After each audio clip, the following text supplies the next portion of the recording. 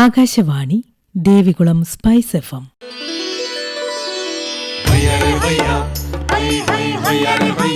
കിസാൻ വാണി.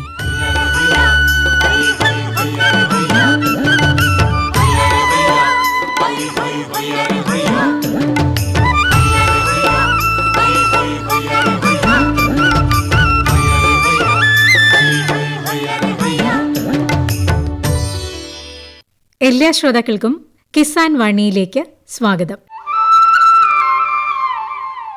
ഈ പരിപാടിയുടെ പ്രായോജകർ കേന്ദ്ര കൃഷി കർഷകക്ഷേമ മന്ത്രാലയം, ഭാരത സർക്കാർ.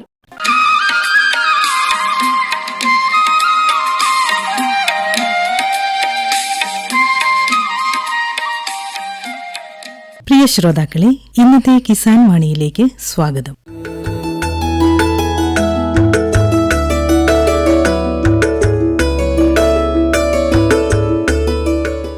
കർഷകർ ഫോണിലൂടെ ഉന്നയിച്ച നിരവധിയായ ചോദ്യങ്ങൾക്ക് കാന്തല്ലൂർ കൃഷി ഓഫീസർ ഡോക്ടർ ഗൗതം സുരേഷ് മറുപടി നൽകുകയാണ് ഇന്നത്തെ കിസാൻ വാണിയിൽ.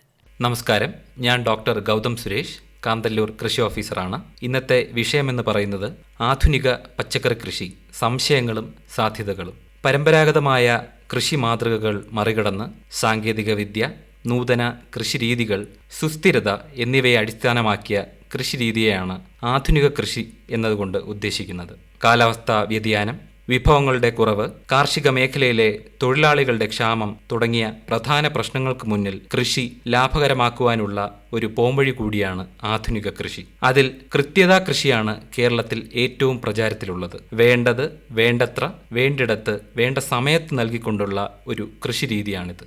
സൂക്ഷ്മ ജലസേചനം, വളസേചനം, പ്ലാസ്റ്റിക് പുതയിടൽ, വിള ക്രമീകരണം, സംയോജിത കീട രോഗ നിയന്ത്രണം ഒക്കെയാണ് കൃത്യതാ കൃഷിയുടെ ഘടകങ്ങൾ. ഇതുകൂടാതെ hydroponics, aeroponics, aquaponics, vertical farming തുടങ്ങിയ കൃഷിരീതികൾ കേരളത്തിൽ ചിലയിടത്ത് നടപ്പിലാക്കി വരുന്നു. ഇതും ആധുനിക പച്ചക്കറി കൃഷിയുടെ ഭാഗമാണ്. ഹലോ, നമസ്കാരം. പേര് പറയാമോ? എൻ്റെ പേര് ജിനിമോൾ എന്നാണ് സാറേ. എവിടെന്നാണ് വിളിക്കുന്നത്? കൊമ്പുടിഞ്ഞാൽ. ഓ, ശരി. ചോദ്യം ചോദിക്കാം. പച്ചക്കറികൾക്ക് ആവശ്യമായിട്ടുള്ള മൂലകങ്ങൾ ഏതൊക്കെയാണെന്ന് അറിയാൻ വേണ്ടിയിട്ടായിരുന്നേ. ശരി. അതായത് നമ്മളിപ്പോൾ കൃത്യതാ കൃഷിയാണ് ഇപ്പോൾ കേരളത്തിൽ പുതുതായിട്ട് നടന്നു വന്നുകൊണ്ടിരിക്കുന്ന ഒരു കൃഷി രീതി എന്ന് പറയുന്നത്. അപ്പോൾ അതിൽ ഒന്നാമതായിട്ട് തന്നെ ഒരു ആരോഗ്യമുള്ള മണ്ണാണ് നമുക്ക് ആവശ്യം. അപ്പോൾ ആരോഗ്യമുള്ള ഒരു മണ്ണ് എന്ന് പറയുന്നത് നമ്മൾ സാധാരണയായിട്ട് പശിമരാശി മണ്ണാണ് നമ്മുടെ കേരളത്തിൽ പച്ചക്കറി കൃഷിക്ക് ഏറ്റവും യോജ്യം. സാൻഡി ലോം സോയിൽ, അതായത് മണലും കളിമണ്ണും കലർന്ന ഒരു തരം മണ്ണാണിത്. അപ്പോൾ അതിൻ്റെ pH അല്ലെങ്കിൽ രാസവികാരം ക്രമീകരിക്കേണ്ടത് വളരെ അത്യാവശ്യമാണ്. ഒരു 7 pH, അതായത് അമ്ലത്വവുമില്ല ക്ഷാരത്വവും ഇല്ലാത്ത 7 എന്ന റേഞ്ചിൽ വരുന്ന ഒരു pH ആണ് ആ മണ്ണിന് ഏറ്റവും ഉചിതം. കൃത്യമായി പറഞ്ഞു കഴിഞ്ഞാൽ ഒരു ചെറിയൊരു അമ്ലത, അതായത് 6.5 രീതിയിൽ വരുന്ന pH ആയിരുന്നാൽ അത് വളരെ നല്ലതായിരിക്കും. അപ്പോൾ അതുപോലെ തന്നെ നമ്മൾ സസ്യ വളർച്ചയ്ക്കായിട്ട് പറഞ്ഞു കഴിഞ്ഞാൽ 17 മൂലകങ്ങളാണ് ആവശ്യമായിട്ട് വരുന്നത്. അതിൽ കാർബൺ, ഹൈഡ്രജൻ, ഓക്സിജൻ ഇതെല്ലാം ചെടികൾ നമ്മുടെ വായുവിൽ നിന്നും അതുപോലെ തന്നെ വെള്ളത്തിൽ നിന്നൊക്കെ എടുത്തോളും. പിന്നെ വരുന്നതാണ് പ്രാഥമിക മൂലകങ്ങൾ, അതായത് നൈട്രജൻ, പൊട്ടാസ്യം, ഫോസ്ഫറസ്. ഈ നൈട്രജൻ, പൊട്ടാസ്യം, ഫോസ്ഫറസും നമ്മൾ കൃത്യതാ കൃഷിയിലാണെങ്കിൽ സാധാരണയായിട്ട് നമ്മൾ നൈട്രജന് വേണ്ടി യൂറിയയാണ് കൊടുക്കുന്നത്. കൃത്യതാ കൃഷിയിലും യൂറിയ, അതുപോലെ തന്നെ നമുക്ക് അമോണിയം സൾഫേറ്റ്, അതുപോലെ അമോണിയം ഫോസ്ഫേറ്റ് തുടങ്ങിയ വളങ്ങൾ ഉപയോഗിക്കാവുന്നതാണ്. അതുപോലെ ഫോസ്ഫറസിനായിട്ട് സാധാരണ നമ്മൾ പരമ്പരാഗത കൃഷിയിൽ ഉപയോഗിച്ച് വരുന്നത് ഫാക്ടം ഫോസ്, അതുപോലെ DAP ഒക്കെ ആണല്ലോ. അപ്പോൾ കൃത്യതാ കൃഷിയിലേക്ക് വരുമ്പോൾ വെള്ളത്തിൽ പൂർണ്ണമായും ലയിച്ചു ചേരുന്ന വളങ്ങൾ, അതായത് മോണോ അമോണിയം ഫോസ്ഫേറ്റ് അല്ലെങ്കിൽ സിംഗിൾ സൂപ്പർ ഫോസ്ഫേറ്റ് ഒക്കെയാണ് ഇതിനായിട്ട് ഉപയോഗിക്കേണ്ടത്. അല്ലെങ്കിൽ ഫോസ്ഫോറിക് ആസിഡ് ഉപയോഗിക്കുക. അതുപോലെ പൊട്ടാസ്യം വളങ്ങൾക്കായിട്ട് നമ്മൾ സാധാരണയായിട്ട് ഉപയോഗിച്ച് വരുന്ന പൊട്ടാഷ് തന്നെ ഇതിന് ഉപയോഗിക്കാം. അതിനോടൊപ്പം തന്നെ പൊട്ടാസ്യം നൈട്രേറ്റ് ഉപയോഗിക്കാം. നമ്മൾ ഈ പ്രാഥമിക മൂലകങ്ങളുടെ കാര്യം പറഞ്ഞു. എന്നാൽ കേരളത്തിൽ 40 മുതൽ 50% വരെ വിളവ് കുറയാൻ കാരണമാകുന്നത് കാരണം സാധാരണയായിട്ട് നമ്മൾ ഈ പ്രാഥമിക മൂലകങ്ങൾ നമ്മൾ കൊടുക്കും. എന്നാൽ ദ്വിതീയ മൂലകങ്ങളും സൂക്ഷ്മ മൂലകങ്ങളും നമ്മൾ പലപ്പോഴും കൊടുക്കാറില്ല. ദ്വിതീയ മൂലകങ്ങൾ എന്ന് പറയുന്നത് കാൽഷ്യം, മഗ്നീഷ്യം, സൾഫർ എന്നിവയാണ്. അപ്പോൾ കാൽഷ്യത്തിനായിട്ട് കാൽഷ്യം നൈട്രേറ്റ് നമ്മൾ കൊടുക്കേണ്ടതുണ്ട്. അത് 5 ഗ്രാം 1 ലിറ്റർ വെള്ളത്തിൽ എന്ന തോതിൽ നമുക്ക് കൊടുക്കാവുന്നതാണ്. മഗ്നീഷ്യവും സൾഫറും, മഗ്നീഷ്യം സൾഫേറ്റ് എന്നൊരു വളം നമുക്കിപ്പോൾ ലഭ്യമാണ്. അത് ചെടിക്ക് കൊടുക്കാവുന്നതാണ്. Okay sir. അതുപോലെ ഒരു ഡൗട്ടും അതുപോലെ ഒരു കാര്യം കൂടെ പറയാം. ഇപ്പോൾ സൂക്ഷ്മമൂലകങ്ങളുടെ കാര്യം നമ്മൾ പറഞ്ഞു വരികയായിരുന്നു. ദ്വിതീയ മൂലകങ്ങളുടെ കൂടെ സൂക്ഷ്മമൂലകങ്ങൾ, അത് ഏകദേശം 8 സൂക്ഷ്മമൂലകങ്ങളാണുള്ളത്. ഇരുമ്പ്, zinc, copper, boron, chlorine, nickel അങ്ങനെ തുടങ്ങിയ 8 എണ്ണമാണുള്ളത്. അതിൻ്റെ ഒരു മിക്സ്ചർ, അതായത് സമ്പൂർണ്ണ എന്ന് പറയുന്ന KU മൾട്ടി മിക്സ് നമ്മുടെ കേരള കാർഷിക സർവകലാശാല ഇറക്കുന്നുണ്ട്. അത് 5 ഗ്രാം 1 ലിറ്റർ വെള്ളത്തിൽ കലക്കി 15, 30, 45 ദിവസങ്ങളിൽ നമുക്ക് ഈ ചെടികൾക്ക് സ്പ്രേ ചെയ്ത് കൊടുക്കുന്നത് വഴി ഈ സൂക്ഷ്മ മൂലകങ്ങൾ മൂലമുണ്ടാകുന്ന പ്രശ്നങ്ങളെ നമുക്ക് പരിഹരിക്കാവുന്നതാണ്. അടുത്ത ചോദ്യം ചോദിച്ചോളൂ. ഒരു കാര്യം കൂടി ചോദിച്ചോട്ടെ. നമ്മൾ ചീര ഒക്കെ നട്ട് കഴിയുമ്പോൾ അതിന് ഇപ്പൊ ഈ ചെടി ഇങ്ങനെ സൈസ് ഒരു 3-4 ഇലയൊക്കെ ഇങ്ങനെ ആയി കഴിയുമ്പോഴേക്കും തന്നെ അതിങ്ങനെ ചുരുണ്ടിട്ട് ഇങ്ങനെ അതിലൊരു പ്രാണി ഇങ്ങനെ താഴേക്കാണോ ചുരുണ്ട് വരുന്നത് ഇല? അത് ഇലപ്പേനാവാനാണ് സാധ്യത. ചീര ആയതുകൊണ്ട് തന്നെ നമുക്ക് കൂടുതൽ നമ്മൾ ആ ഇലക്കറിയാണല്ലോ സാധാരണ ചീര ഉപയോഗിക്കുന്നത്, ഇലക്കറിക്കായിട്ടാണ് ഉപയോഗിക്കുന്നത്. അപ്പോൾ അതിൽ വലിയ രാസകീടനാശിനികൾ ഉപയോഗിക്കാതിരിക്കുന്നതായിരിക്കും ഉത്തമം. അപ്പോൾ ഇതിനായിട്ട് നമുക്ക് വേപ്പെണ്ണ ഇമൽഷൻ ഉപയോഗിക്കാം. അതായത് 20 മില്ലി വേപ്പെണ്ണ, അതിൻ്റെ കൂടെ 20 ഗ്രാം വെളുത്തുള്ളി, അതിൻ്റെ കൂടെ 5 ഗ്രാം ബാർ സോപ്പ്, ഇത് ചേർത്തൊരു എമൽഷൻ ഉപയോഗിച്ച് നമുക്കതിൽ സ്പ്രേ ചെയ്ത് കൊടുക്കാവുന്നതാണ്. അതുപോലെ തന്നെ നിങ്ങളുടെ കൃഷിയിടത്തിൽ നീല നിറത്തിലുള്ള ഈ പ്രാണികൾ ഒട്ടിപ്പിടിക്കുന്ന ഒരു തരം സ്ട്രാപ്പ് നമുക്ക് കടയിൽ നിന്ന് വാങ്ങാൻ കിട്ടും. അല്ലെങ്കിൽ ഒരു നീല കളറ് ഒരു ബൈൻഡ് എടുത്ത് അത് എണ്ണയിൽ മുക്കി തൂക്കിയിട്ടാലും മതി കൃഷിയിടത്തിൽ പല സ്ഥലങ്ങളിലായിട്ട്. നീല നിറം ഈ ഇലപ്പേനുകളെ അട്രാക്ട് ചെയ്ത് അതിലേക്ക് എത്തിക്കുന്നതാണ്. അതുപോലെ ഒരു കാര്യം കൂടെ പറഞ്ഞു തരാം. നമുക്ക് ജൈവ രീതിയിൽ ലെക്കാനിസീലിയം ലെക്കാനി എന്ന് പറയുന്ന ഒരു കുമിളുണ്ട്. ലെക്കാനിസീലിയം ലെക്കാനി നമുക്ക് 20 ഗ്രാം 1 ലിറ്ററിൽ കലക്കി ഈ ചെടികൾ സ്പ്രേ ചെയ്ത് കൊടുത്താലും ഇത് നമുക്കൊരു കൺട്രോൾ കിട്ടുന്നതാണ്. ശരി. ഹലോ, നമസ്കാരം. എൻ്റെ പേര് CK രാജു. എവിടെന്നാ വിളിക്കുന്നത്? കീരിത്തോട്. ചോദ്യം ചോദിച്ചോളൂ. അതായത് നമ്മൾ ഈ പല സ്ഥലത്തും യാത്ര ചെയ്യുമ്പോൾ ഈ റോഡ് സൈഡിൽ നിരവധി ചെടികളുടെ ഇതിങ്ങനെ ഇത് വിത്തുകൾ വിൽക്കുന്നത് നമ്മൾ വിൽപ്പനയ്ക്ക് വെക്കുന്നത് കണ്ടിട്ടുണ്ട്. അപ്പൊ ഇതൊക്കെ മേടിച്ച് നമ്മൾ ആ കൃഷി ചെയ്താൽ അത് പലപ്പോഴും അത് നശിച്ചു പോകുന്നതായിട്ട്, വളർന്നു വരും പക്ഷെ പെട്ടെന്ന് തന്നെ നശിക്കുന്നതായിട്ടാണ് കാണുന്നത്. എന്തായിരിക്കും അതിന് കാരണം? ഇപ്പോൾ വഴിയരികിൽ കിട്ടുന്ന വിത്ത് എന്ന് പറയുമ്പോൾ ചിലപ്പോൾ പല ആൾക്കാരും വീട്ടിൽ തന്നെ ഉൽപ്പാദിപ്പിച്ച വിത്താകാം. ആ വിത്ത് തന്നെ ഓരോ വിത്തിനും സൂക്ഷിപ്പ് കാലമുണ്ട്. ഇപ്പോൾ തക്കാളിയുടെ വിത്താണെങ്കിൽ നമുക്കൊരു 3-4 വർഷം വരെ സൂക്ഷിച്ചു വെക്കാം. അത് കൃത്യമായ താപനിലയിലും ആയിരിക്കണം സൂക്ഷിക്കേണ്ടത്. റെഫ്രിജറേറ്റഡ് കണ്ടീഷനിലാണത് സൂക്ഷിച്ചു വെക്കേണ്ടത്. അവര് അങ്ങനെ കൃത്യമായി സൂക്ഷിച്ചിട്ടില്ല. ഗുണനിലവാരം ഇല്ലാത്ത വിത്തുകൾ അവര് കൃഷി ചെയ്യുന്നത് കൊണ്ടാവുമോ, അറിയോ അവര് വിൽപ്പനയ്ക്ക് വേണ്ടി മാത്രം ചെയ്യുന്നതുകൊണ്ടായിരിക്കുമോ? രണ്ടും ആകാം. കാരണം ഒരു ഹൈബ്രിഡ് കമ്പനി ഒരു വിത്ത് ഇറക്കുകയാണെങ്കിൽ, അല്ലെങ്കിൽ നമ്മുടെ ഏതെങ്കിലും ഒരു പൊതുമേഖലാ സ്ഥാപനം ഒരു ഹൈബ്രിഡ് വിത്ത് ഇറക്കുകയാണെങ്കിൽ അതിൻ്റെ പാരൻസിൻ്റെ, അതിൻ്റെ അച്ഛനും അമ്മയും സെലക്ട് ചെയ്യുന്നത് വരെ വളരെ സമയമെടുത്ത് അതിനുശേഷം അതിനെ ക്രോസ് ചെയ്ത് അതിൽ നിന്ന് കിട്ടുന്ന വിത്തുകളെയാണ് നമ്മൾ ഹൈബ്രിഡ് വിത്തുകൾ എന്ന് പറയുന്നത്. അപ്പോൾ ആ ഒരു ഹൈബ്രിഡ് വിത്തിൽ അതിൻ്റെ മാതാപിതാക്കളുടെ സ്വഭാവ ഗുണങ്ങൾ പലതും കാണും. അത് മാത്രമല്ല ഈ ഹൈബ്രിഡുകൾക്ക് ഒരു 15 മുതൽ 30% വരെ അധിക വിളവും ലഭിക്കുന്നതാണ് ഹൈബ്രിഡുകൾ. അതേപോലെ എല്ലാ പഴങ്ങളും ഒരേ സൈസായിരിക്കും. അതുപോലെ അതിൻ്റെ ആകൃതി എല്ലാം ഒരേപോലെ ആയിരിക്കും. ഒരേ സമയത്ത് നമുക്ക് വിളവെടുക്കാൻ കഴിയും. അതുപോലെ മറ്റൊരു കാര്യം, ഈ ഹൈബ്രിഡ് വിത്തുകൾക്ക് ഉയർന്ന രോഗപ്രതിരോധ ശേഷിയുമുണ്ട്. ഒരു ഉദാഹരണത്തിന് നമ്മുടെ Indian institute of horticulture research Bangalore അവരിറക്കിയ ഒരു ഇനമാണ് അർക്ക അഭേദ്. അത് തക്കാളിയുടെ ഒരു ഇനമാണ്. 4 രോഗങ്ങൾക്കെതിരെ അതിന് പ്രതിരോധ ശേഷിയുണ്ട്. അതായത് വൈറൽ രോഗം, ബാക്ടീരിയൽ വാട്ടം, ലേറ്റ് ബ്ലൈറ്റ്, ഏർലി ബ്ലൈറ്റ്, അങ്ങനെ തുടങ്ങിയ 4 രോഗങ്ങൾക്കെതിരെ അതിന് പ്രതിരോധ ശേഷിയുണ്ട്. അപ്പോൾ നമ്മൾ അങ്ങനെ വിശ്വസനീയമായ സ്ഥാപനങ്ങളിൽ നിന്ന് മാത്രം വിത്ത് വാങ്ങാൻ നമ്മൾ ശ്രദ്ധിക്കുക. അല്ല, ഈ കൃഷി ഡിപ്പാർട്ട്മെന്റ് അതുമായി ബന്ധപ്പെട്ട് അങ്ങനെ വിത്തുകൾ വിതരണം ചെയ്യുന്ന സംരംഭങ്ങൾ എന്തെങ്കിലും ഉണ്ടോ? കൃഷി ഡിപ്പാർട്ട്മെന്റ് സീഡ് കിറ്റുകൾ, നമ്മുടെ ഹൈബ്രിഡ് സീഡ് കിറ്റുകൾ കൊടുക്കുന്നുണ്ട്. 100 രൂപ വിലയുള്ളത് സൗജന്യമായാണ് നൽകുന്നത് സബ്സിഡി നിരക്കിൽ. അത് ഹൈബ്രിഡ് വിത്തുകളും കിട്ടും. നമ്മുടെ സാധാരണ ഇനങ്ങളുടെ വിത്തുകളും 10 രൂപ പാക്കറ്റും കൃഷിഭവൻ വഴി കൊടുക്കുന്നുണ്ട്. അതെ. വേറെ എന്തെങ്കിലും ചോദിക്കാനുണ്ടോ?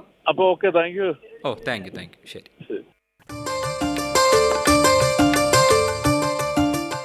हर जोखिम से निकल कर फसल आए, सुरक्षित हो जाए।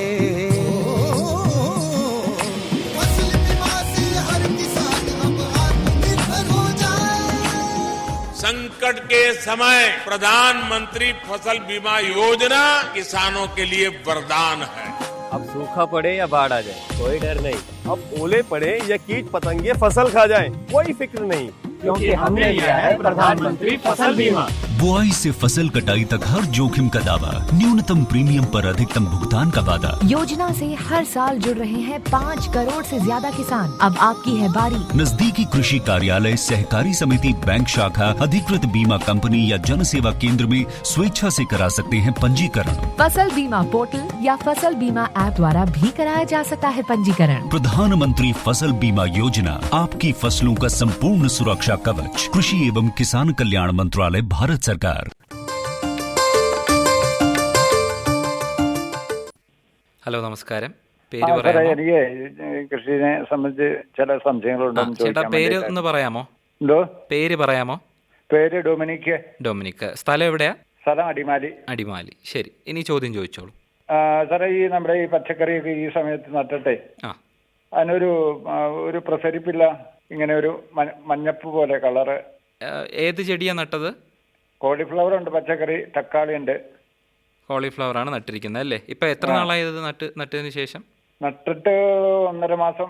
1.5 മാസമായിട്ടുണ്ടല്ലേ? ആ. അപ്പോൾ കോളിഫ്ലവർ നട്ടിട്ട് ഇത്രയും സമയമായിട്ടും അത് പൂക്കുന്നില്ല എന്നതിന് പലതരം കാരണങ്ങൾ നമുക്ക് ഉണ്ട്. അതിൽ പ്രധാനമെന്ന് പറയുന്നത് ഈ കോളിഫ്ലവറിൽ തന്നെ പലതരം ഇനങ്ങളുണ്ട്. അതിൽ ചില ഇനങ്ങളെന്ന് പറയുന്നത് നമ്മുടെ ഉഷ്ണമേഖലാ പ്രദേശങ്ങൾക്ക് വളരെ അനുയോജ്യമായതാണ്. ചിലതെന്ന് പറയുന്നത് വളരെ തണുത്ത പ്രദേശങ്ങളിൽ, അതായത് അതിൻ്റെ ഒരു കാലാവസ്ഥ പറയുകയാണെങ്കിൽ, താപനില പറയുകയാണെങ്കിൽ ഒരു 10 ഡിഗ്രിക്ക് താഴെ ആയിരിക്കും ആ ചില ഇനങ്ങൾ വളരുക.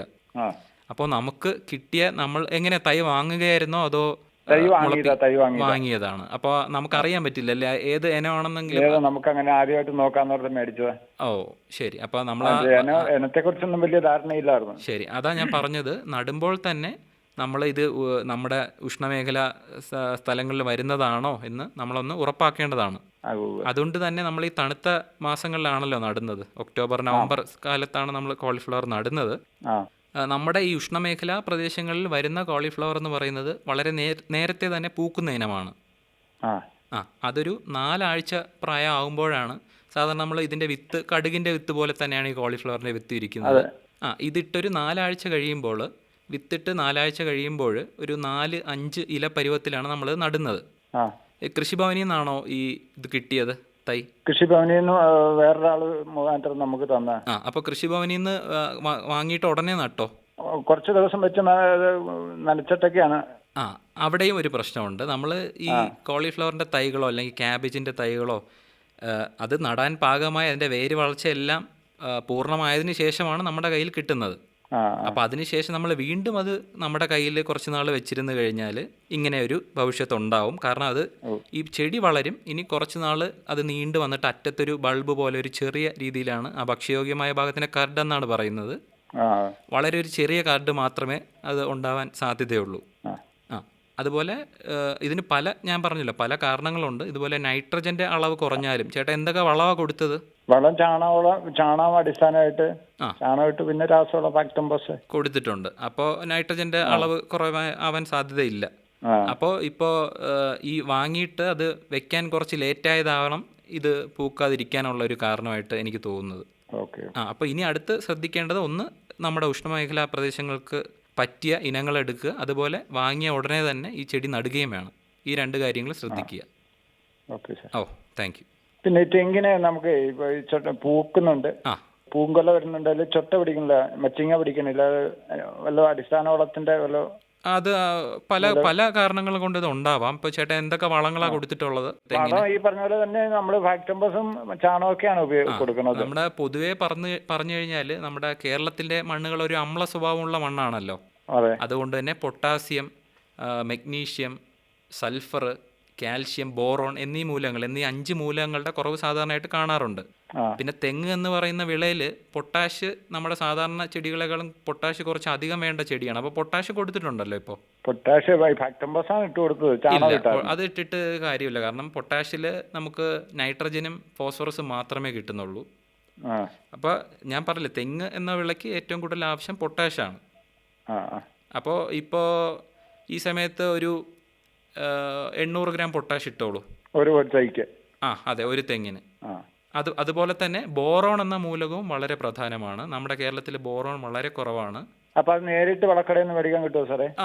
ബോറോൺ ബൊറാക്സ് എന്നുള്ള പേരിൽ നമുക്ക് കടയിൽ നിന്ന് വാങ്ങാം. പൊട്ടാഷ് സാധാരണ പൊട്ടാഷ് തന്നെയാണ്, പൊട്ടാസ്യം ക്ലോറൈഡ് എന്ന് പറയുന്നത്. Okay, thank you sir. Okay. Hello, നമസ്കാരം. പേര് പറയാമോ? പേര് രജനി. എവിടെന്നാ വിളിക്കുന്നത്? കൊന്നത്തടി. ശരി, നിങ്ങൾക്ക് ചോദ്യം ചോദിക്കാം.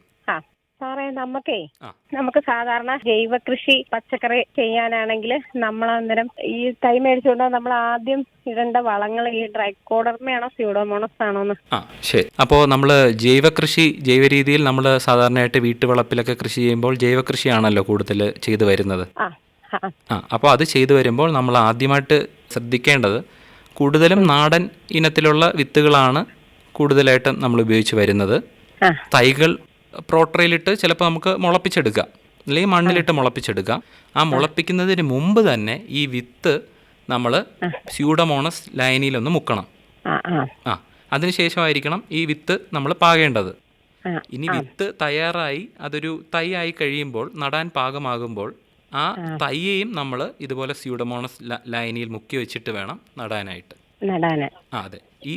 ഈ തൈ നട്ടതിന് ശേഷം നമ്മൾ 20 ഗ്രാം സ്യൂഡോമോണസ് 1 ലിറ്റർ വെള്ളത്തിൽ കലക്കി ചുവട്ടിൽ ഒഴിച്ചു കൊടുക്കുക. ഒഴിച്ചു കൊടുക്കുക. ഈ സ്യൂഡോമോണസ് എന്ന് പറയുന്ന ഒരു മിത്ര ബാക്ടീരിയയാണ്. നിലവില് സ്യൂഡോമോണസ് നമ്മൾ മേടിച്ചു വെച്ചിട്ടുണ്ട്. അപ്പം ഈ ജൈവവളത്തിന്റെ കൂടെ മാത്രമേ ഉപയോഗിക്കാൻ പറ്റുള്ളൂ. അതിന്റെ കൂടെ ഈ അല്ലാതെ നമ്മൾ ഈ ഫാക്ടംബോസ് ഒക്കെ ഇട്ടാ കൊള്ളൂലെന്ന് പറഞ്ഞുകൊണ്ട് നിലവിൽ അത് ചെയ്തില്ല. അപ്പൊ അത് സ്യൂഡോമോണസിന്റെ ഒരു കാര്യം കൂടെ ഞാൻ പറഞ്ഞുതരാം. അതായത് സ്യൂഡോമോണസിന്റെ ഒരു പ്രത്യേകത, സാധാരണ ഒന്നുകിൽ നമുക്ക് ചെടിയിൽ തളിക്കാം അല്ലെങ്കിൽ ചുവട്ടിൽ ഒഴിക്കാം എന്നാണല്ലോ. സ്യൂഡോമോണസ് ഇത് രണ്ടും ചെയ്യാം. നമുക്ക് ചുവട്ടിൽ ഒഴിച്ചും കൊടുക്കാം, അല്ലെങ്കിൽ ഈ ഇലകളിൽ വരുന്ന രോഗങ്ങളൊക്കെ ഒഴിവാക്കാനായിട്ട് നമുക്കത് ഇലകളിൽ തളിച്ചും കൊടുക്കാം. പക്ഷേ ഇത് തളിക്കുമ്പോൾ നമ്മൾ ശ്രദ്ധിക്കേണ്ട കാര്യം, ഒരു രോഗം അതിന് ശേഷമല്ല തളിക്കേണ്ടത്. നമ്മൾ ഇത് ഒരു പ്രതിരോധ നടപടി എന്ന രീതിയിൽ ആദ്യമേ തന്നെ ഇതിനെ സ്പ്രേ ചെയ്യേണ്ടതാണ് ഈ സ്യൂഡോമോണസ് ഉപയോഗിച്ച്. അതുപോലെ ട്രൈക്കോഡർമയുടെ കാര്യം പറഞ്ഞു. ട്രൈക്കോഡർമയും ട്രൈക്കോഡർമ എന്ന് പറയുന്ന ഒരു മിത്ര കുമിളാണ്, ഒരു ഫംഗസ് ആണ്. സ്യൂഡോമോണസ് എന്ന് പറയുന്ന ഒരു ബാക്ടീരിയ ആണ്. അപ്പൊ അതുകൊണ്ട് തന്നെ ഇത് രണ്ടും ഒന്നിച്ച് ഉപയോഗിക്കാൻ പാടില്ല. സ്യൂഡോമോണസ് അല്ലെങ്കിൽ ട്രൈക്കോഡർമ അതിനെ കുറിച്ച് എനിക്ക് അറിയില്ലായിരുന്നു. പിന്നെ ഞാൻ ആദ്യം വിചാരിച്ചതെന്ന് പറഞ്ഞാൽ ഈ ട്രൈക്കോഡർമയും സ്യൂഡോമോണസ് ഒരെണ്ണം ചോട്ടിൽ ഒഴിക്കേണ്ടത് ഒരെണ്ണം തളിക്കേണ്ടത് വരുന്നെന്നായിരുന്നു ഞാൻ ഓർത്തോണ്ടിരുന്നത്. അല്ല, സ്യൂഡോമോണസ് നമുക്ക് 2 രീതിയിൽ ഉപയോഗിക്കാവുന്നതാണ്. ഫിഷ് അമിനോ ആസിഡ് എന്ന് പറഞ്ഞ യൂട്യൂബിൽ നോക്കി ഉണ്ടാക്കിയിട്ടുണ്ട്. അത് നമുക്കൊന്ന് തളിച്ച് നോക്കുന്നതിൽ വേറെ പ്രശ്നങ്ങളെ വല്ലതും? ഒരു പ്രശ്നമില്ല. ഫിഷ് അമിനോ ആസിഡ് എന്ന് പറയുന്നത് ഒട്ടനേകം അമിനോ ആസിഡുകളും അതുപോലെ സൂക്ഷ്മ ജീവികളും ഒക്കെ ഉള്ളൊരു ചെടികളുടെ ഒരു ടോണിക് തന്നെയാണ് ഈ ഫിഷ് അമിനോ ആസിഡ് എന്ന് പറയുന്നത്. അത് ശർക്കരയും നമ്മുടെ സാധാരണയായിട്ട് മത്തിയാണ് ഉപയോഗിക്കുന്നത്. അത് ഉപയോഗിച്ച് പുളിപ്പിച്ച് 10 ദിവസം വെച്ച് പുളിപ്പിച്ചതിന് ശേഷം അത് ഉപയോഗിക്കുമ്പോൾ ശ്രദ്ധിക്കേണ്ടത് ഒരു 10 മില്ലി 1 ലിറ്റർ വെള്ളത്തിൽ എന്നുള്ള തോതിൽ എടുത്ത് സ്പ്രേ ചെയ്ത് കൊടുത്താൽ മതി. അത്രയും മതിയാകും. ഞാൻ ചോദിച്ചത് ഞാൻ കഴിഞ്ഞ പ്രാവശ്യം എന്റെ അടുത്തുള്ള ചേച്ചി പറഞ്ഞു ഗോമൂത്രം തളിച്ചാൽ മതി. പക്ഷെ അതിന്റെ അളവ് എനിക്ക് അറിയില്ലായിരുന്നു. അപ്പൊ ഞാൻ നിലവിൽ തക്കാളി നട്ടിട്ട് ഗോമൂത്രം 1/2 ലിറ്റർ മൂത്രത്തിൽ 1/2 ലിറ്റർ വെള്ളം കൂടെ ഒഴിച്ച് തളിച്ചു പോയി. തക്കാളി അത്യാവശ്യം കരിഞ്ഞ പോലെ കരിഞ്ഞു പോകും. കാരണം അതിൽ യൂറിക് ആസിഡിന്റെ അളവെന്ന് പറയുന്നത് വളരെ കൂടുതലാണ്. വളരെ ഈ തക്കാളിയിൽ ചാണകം ഒഴിക്കുമ്പോൾ പോലും നമ്മൾ നേർപ്പിച്ചിട്ടാണ് സ്പ്രേ ചെയ്യുന്നതെങ്കിൽ, വളരെ നേർപ്പിച്ചിട്ടാണ്. അതായത് 1 കിലോ ചാണകം എടുത്തു കഴിഞ്ഞാൽ 10 ലിറ്റർ വെള്ളം ഒഴിച്ച് വേണം അത് നേർപ്പിക്കാൻ. അതിന്റെ തെളിയെടുത്ത് വേണം നമ്മൾ സ്പ്രേ ചെയ്യാനായിട്ട്.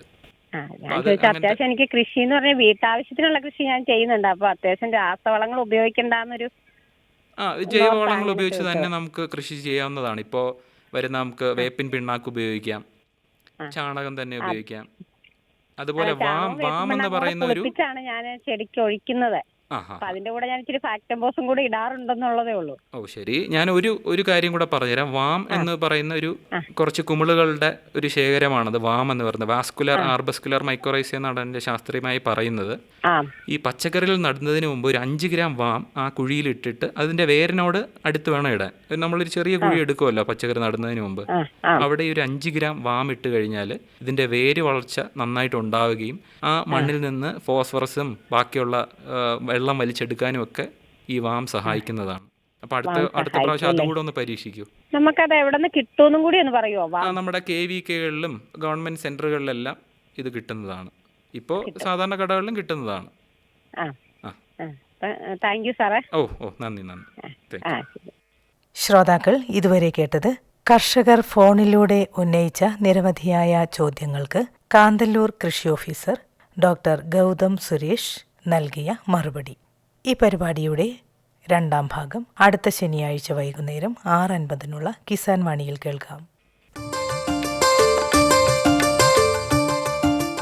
പ്രധാനമന്ത്രി കിസാൻ സമ്മാൻ നിധി ഈ പദ്ധതിയിൻ കീഴിൽ 2 ഹെക്ടർ വരെ കൈവശ ഭൂമിയുള്ള കർഷക കുടുംബത്തിന് 6,000 രൂപ പ്രതിവർഷം നൽകുന്നതായിരിക്കും. അർഹരായ കർഷകർക്ക് 2,000 രൂപ വീതം 3 തവണകളായി നേരിട്ട് അവരുടെ അക്കൗണ്ടിൽ നിക്ഷേപിക്കുന്നതായിരിക്കും. ഈ ചെറുകിട നാമമാത്ര കർഷക കുടുംബങ്ങളെ സംസ്ഥാന സർക്കാർ തെരഞ്ഞെടുത്തുകൊണ്ടിരിക്കുകയാണ്. ഈ പദ്ധതിയുടെ മുഴുവൻ ചെലവും ഭാരത സർക്കാരാണ് വഹിക്കുന്നത്. പ്രധാനമന്ത്രി കിസാൻ സമ്മാൻ നിധി കർഷകരുടെ കൃഷിപരമായ പുതിയ അഭിമാനം. കൃഷി കർഷക ക്ഷേമ മന്ത്രാലയം, ഭാരത സർക്കാരിൽ നിന്ന് ജനതാൽപര്യാർത്ഥം.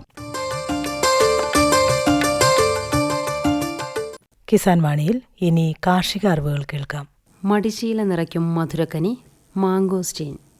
അമ്പലവയൽ പ്രാദേശിക കാർഷിക ഗവേഷണ കേന്ദ്രത്തിലെ assistant professor doctor KM Sunil തയ്യാറാക്കിയ ലേഖനത്തിൽ നിന്നും. പഴവർഗ്ഗങ്ങളിലെ റാണിയായ മാംഗോസ്റ്റീൻ ഉഷ്ണമേഖലയിലെ നിത്യഹരിത വൃക്ഷമാണ്. കുടംപുളിയുടെ അടുത്ത ബന്ധു. ഏതാണ്ട് 2 നൂറ്റാണ്ട് മുമ്പ് മലേഷ്യയിൽ നിന്ന് മാംഗോസ്റ്റീൻ ഇന്ത്യയിലെത്തി.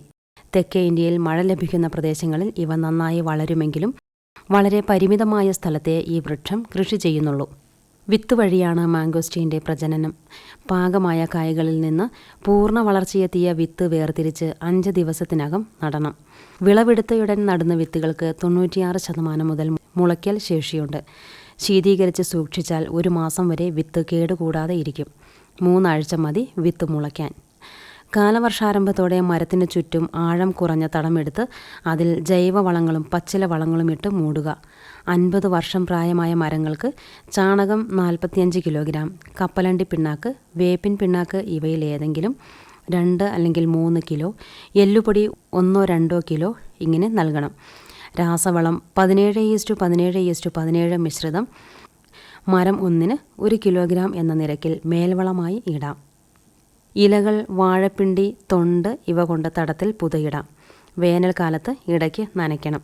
തെക്കേ ഇന്ത്യയിൽ തന്നെ പലയിടത്തും മാംഗോസ്റ്റീൻ്റെ പൂവിടലും കായ്ക്കലും പല സമയത്താണ് കാണപ്പെടുന്നത്. വയനാട്ടിൽ സാധാരണ മാർച്ച് ഏപ്രിൽ മാസമാണ് മാംഗോസ്റ്റീൻ്റെ പൂക്കാലം. ശിഖരങ്ങളുടെ അഗ്രത്തായി 5 മുതൽ 6 സെൻറ്റിമീറ്റർ വ്യാസമുള്ള കമ്പുകളിലാണ് പൂക്കളുണ്ടാകുക. വൈകിട്ട് 5:30 മുതൽ 6 വരെയുള്ള സമയത്താണ് പൂക്കൾ വിരിയുന്നത്. കായകളുണ്ടായി 100-120 ദിവസമാകുമ്പോഴാണ് പരമാവധി തൂക്കം വെച്ച് തീരുന്നത്. കായ പിടിച്ച് 30 ദിവസമാകുമ്പോഴേക്കും ധാരാളമായി കായ പൊഴിയും. മൊത്തം കായപിടുത്തത്തിൻ്റെ 41% കൊഴിഞ്ഞു പോകുന്നു. നന്നായി നനച്ചു വളർത്തിയാൽ കായ പൊഴിച്ചിൽ ഗണ്യമായി കുറയ്ക്കാം. കായകൾ പൊതുവെ മിനുസമുള്ളതും കടും വയലറ്റ് നിറവുമാണ്. കായ്ക്ക് കേരളത്തിലെ സമതലങ്ങളിലേതിനേക്കാൾ വലുപ്പവും മധുരവും കൂടുതൽ വയനാട്ടിലാണ്. ഒരു മരത്തിൽ നിന്ന് 400 മുതൽ 500 വരെ കിലോ പഴങ്ങൾ ലഭിക്കും. ജൂലൈ, ആഗസ്റ്റ് മാസങ്ങളാണ് വയനാട്ടിൽ വിളവെടുപ്പ് കാലം. സമതലങ്ങളിൽ ഇത് ഏപ്രിൽ, ജൂലൈയും. നല്ല പച്ച നിറമുള്ള കായ്കൾക്ക് മൂപ്പെത്തുമ്പോൾ പുറംതോടിന് 25% വരെ പർപ്പിൾ നിറമാകും. ഈ അവസരത്തിലാണ് വിളവെടുക്കേണ്ടത്. ഒന്നിടവിട്ട ദിവസം വിളവെടുക്കാം. കായ പറിച്ച് ഏകദേശം 90 ദിവസമാകുമ്പോഴേക്കും ഇങ്ങനെ നിറമാറ്റം ഉണ്ടാകും. ക്രമമില്ലാത്ത കായപിടുത്തമാണ് മാംഗോസ്റ്റീൻ്റെ സ്വഭാവം. തുടക്കത്തിൽ 200 മുതൽ 300 കായകൾ വരെ പിടിക്കും. ഇത് ക്രമേണ 1200 മുതൽ 1500 കായകൾ വരെയാകും. കാലാവസ്ഥ, മണ്ണിൻ്റെ സ്ഥിതി, കൃഷിരീതി എന്നിവയനുസരിച്ച് പല വർഷങ്ങളിലും കായപിടുത്തം വ്യത്യസ്തമാണ്. മറ്റ് ഉഷ്ണമേഖലാ ഫലങ്ങളെ അപേക്ഷിച്ച് മാംഗോസ്റ്റീൻ്റെ പഴുത്ത കായകൾ ഒരാഴ്ചയിലേറെ കേടുകൂടാതെ സൂക്ഷിക്കാം. ശീതീകരിച്ചാൽ സൂക്ഷിപ്പ് കാലം 36 ദിവസം വരെ നീളും. പോളിത്തീൻ സഞ്ചിയും തടിപ്പെട്ടി, കാർഡ്ബോർഡ് പെട്ടി എന്നിവയിലും സൂക്ഷിക്കുന്ന ഫലങ്ങൾ 12 ദിവസം വരെ കേടാകുകയില്ല. ശീതീകരിച്ച് സൂക്ഷിക്കാൻ സൗകര്യമില്ലാത്ത സ്ഥലങ്ങളിൽ കായകൾ മുളക്കുട്ടകളിൽ സൂക്ഷിക്കുന്നതാണ് പോളിത്തീൻ കവറിലോ തുറന്ന സ്ഥലത്തോ സൂക്ഷിക്കുന്നതിനേക്കാൾ നല്ലത്. രോഗബാധയില്ലാത്ത, മുറിവ് പറ്റാത്ത, ഏകദേശം പാകമായ പഴങ്ങളാണ് സംഭരിക്കാനും മറ്റു സ്ഥലങ്ങളിലേക്ക് അയക്കാനും നന്ന്. 50 മുതൽ 55 ഡിഗ്രി ഫാരൻഹീറ്റ് താപനിലയിൽ വെച്ചാൽ 3-4 ആഴ്ച വരെ കേടാകുകയില്ല. ഔഷധ ഗുണവുമുണ്ട് മാംഗോസ്റ്റീന്. ഉദരസംബന്ധമായ രോഗങ്ങൾക്ക് ഇത് അത്യുത്തമം. കായുടെ പുറംതോട് ഉണക്കിപ്പൊടിച്ച് തൈര് ചേർത്ത് കഴിച്ചാൽ എത്ര പഴകിയ അതിസാരവും വയറുകടിയും മാറുമെന്ന് അനുഭവസ്ഥർ സാക്ഷ്യപ്പെടുത്തുന്നു. കൂടാതെ കരൾ സംബന്ധമായ ക്രമക്കേടുകൾക്കും അത്യുഷ്ണം ക്രമീകരിക്കാനും എല്ലാറ്റിനുമുപരി ക്ഷീണം അകറ്റാനും ഇതിന് കഴിയും. കേരളത്തിലെ ഈർപ്പമുള്ള ഉഷ്ണമേഖലാ കാലാവസ്ഥയിൽ മാംഗോസ്റ്റീൻ നന്നായി വളരും. കുറഞ്ഞ മുതൽ മുടക്കുകൊണ്ട് കൂടുതൽ ആദായം നൽകാൻ ഇതിനു കഴിയും. പ്രാദേശിക വിപണിയിൽ മാംഗോസ്റ്റീൻ അപൂർവമായേ കിട്ടാറുള്ളൂ. കേരളത്തിൽ ഉൽപ്പാദിപ്പിക്കപ്പെടുന്നതിൽ ഭൂരിഭാഗവും വിദൂര വിപണികളിലേക്ക് കയറ്റി അയക്കുകയാണ് പതിവ്. 1 കിലോഗ്രാമിൽ 10 മുതൽ 15 കായകൾ വരെ കാണാറുണ്ട്.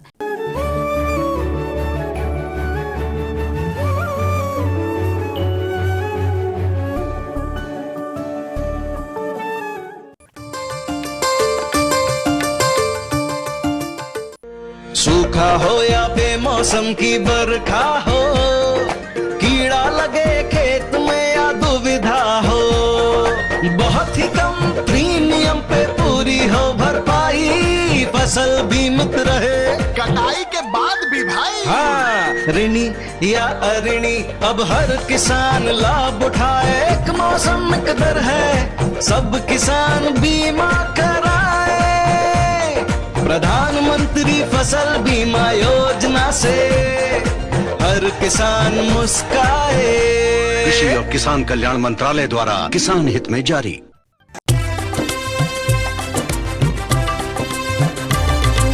സഹകരണത്തിൻ ബലത്തിൽ വികാസത്തിനു ചുവടു വയ്ക്കാം.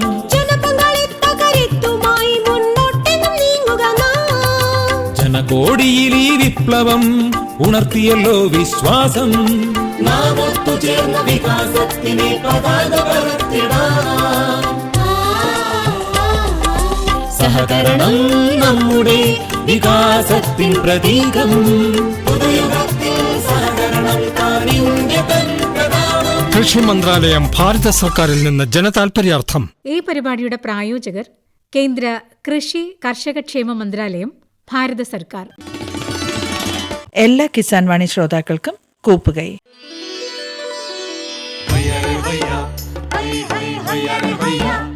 കിസാൻ വാണി സമാപിക്കുന്നു.